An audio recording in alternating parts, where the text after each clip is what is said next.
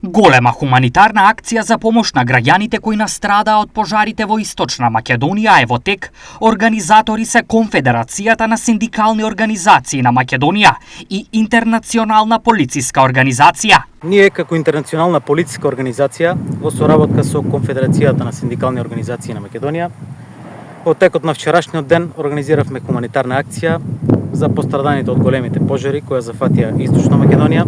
Хуманитарната акција ќе трае во наредниот период, а целта е да се прошири и во други градови во државата, кои се досега донира. Освен нашите членови донира и други хумани граѓани. Донацијата денес ја донесовме во Свети Николе, поточно во селото Немањци, кој што пострада највеќе од големите пожари. Со оваа хуманитарна акција не застануваме, има отворено пунктови во Скопје, во Велес, во Штип.